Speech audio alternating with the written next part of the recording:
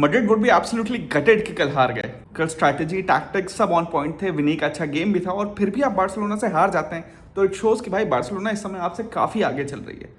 मेरा दोस्त कह रहा था कि भाई कल के लिए मान लीजिए स्ट्रैटेजी सही भी थी, as a counter attacking team 5-3-2-1 4-4-1-1 के वेरिएशन से आप खेल रहे थे, बट इस पॉइंट पे लाने वाले भी तो जावी अलोंसो है ना कि अगर बार्सिलोना के अगेंस्ट कंपिटिटिव होना है तो हमें एक डिफेंसिव लाइनअप ही खेलनी पड़ेगी। तो फिर आप 4-5 महीने से क्या कर रहे हैं, आप कोई ब्रांड ऑफ प्ले, कोई स्टाइल ऑफ प्ले नहीं ला पाए हैं, तभी आपको almost as a defensive team होकर जाना पड़ रहा है इस अल क्लासिको में। आप अपने समय में वर्ल्ड के one of the best centre midfielders थे, तो आपको तो पता होना चाहिए कि सेंटर मिडफील्डर की कितनी इंपॉर्टेंस होती है। बट फिर भी जब आपने चेंजेस किए तो वो चेंजेस किए जिसने रियल मैड्रिड को एक्चुअली हार्म किया।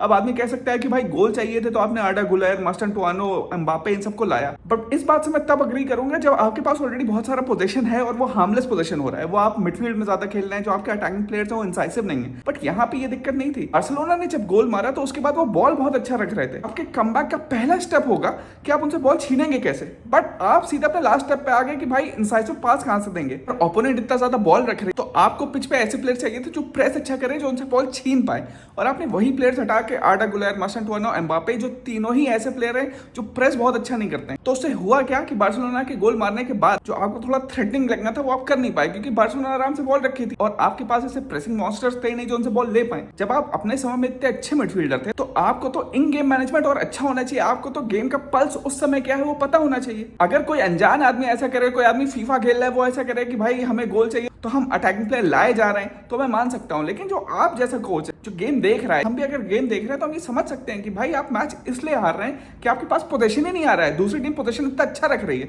तो कमबैक का पहला स्टेप होगा कि आप उनसे पोजीशन जीतेंगे कैसे।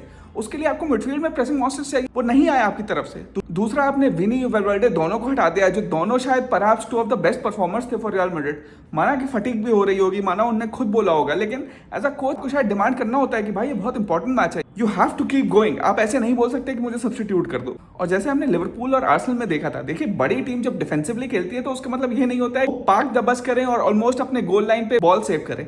जो बड़ी टीमें होती हैं, जैसे लिवरपूल ने किया था, जैसे बार्सिलोना ने किया था, कि भाई अगर आप डिफेंसिवली भी खेलते हैं तो आप बॉल रखते हैं, आप दूसरे को बॉल नहीं देते, वो भी एक बहुत effective defensive style of play है। बार्सिलोना ऐसी टीम है जो पोजीशन रखना चाहती है, कंट्रोल रखना चाहती है, और रियल मैड्रिड चाहता था कि मैच में केओस हो।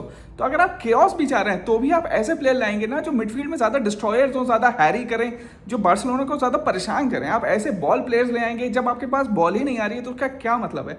आई थिंक ये कुछ टैक्टिकल चीजें थी जो रियल मैड्रिड ने मिस की। दूसरा, आदमी कहेगा कि चौमनी ने बहुत सारे बढ़िया इंटरसेप्शन किए और रीडिंग ऑफ द गेम उनकी बहुत अच्छी थी, बट जो स्टार्टिंग के 2 गोल पड़े, जो रफीनिया ने भी मारा, जो लेवेंडोव्स्की में मारा, आदमी कहे ना कहे लेकिन उसमें मिस्टेक उन्हीं की थी। एज अ डिफेंसिव मिडफील्डर अगर आप देखें तो उनकी परफॉर्मेंस अच्छी थी कि भैया उन्होंने काफी ज्यादा इंटरसेप्शन किए, but as a defensive midfielder ही उनका माइंड चल रहा था। बट उनका परफॉर्मेंस जो था वो एज अ डिफेंसिव मिडफील्डर ही था कि भाई इंटरसेप्शंस अच्छे हैं। अगर आप सेंटर बैक खेल रहे हैं तो आपके पास, अगर आप इंटरसेप्ट नहीं कर पाए तो आपके पास ये एबिलिटी होनी चाहिए कि अपने मैन को कैसे क्लोज करेंगे। दोनों इंस्टेंस में रफीनिया को भी आपने शॉट लेने दी और लेवेंडोव्स्की को के भी आप इतने पास नहीं गए कि आप उन्हें शॉट लेने से रोक पाए। इसीलिए एक रिकग्नाइज सेंटर बैक आपको वहां पे खिलाना ही था, इतना बड़ा मैच था, आपको शायद डेविड अलाबा को रिस्क करना ही था।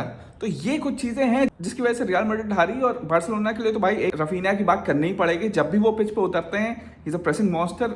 सिर्फ उनके होने से the whole Barcelona team plays so well. कल 2 गोल भी मारे एंड रफीनिया शोड कि भाई टर्न अराउंड कैसे आता है यार। वो आदमी जो लीड्स में खेल रहा था वो बार्सिलोना में आके यहाँ का स्टार मैन बन गया है। तो रियल मैड्रिड को उसी से इंस्पिरेशन लेनी चाहिए कि भाई टाइम चेंज होते हैं, आपको वर्क करना पड़ेगा उसमें। जावी अलोंसो को एक स्टाइल ऑफ प्ले, भले ही आप 2-3 मैचेस हारे हैं, बट कम से कम एक अपनी फिलॉसफी लाएं तो यहाँ पे। अगर वो आप नहीं लाते हैं तो we'll see this results again and again. आप काउंटर अटैकिंग की टीम ही बन के रह जाएंगे। आपको जिसलिए लाया गया था एक पोजीशन बेस्ड एक स्टाइल ऑफ प्ले लाने के लिए, वो आप कभी नहीं ला पाएंगे।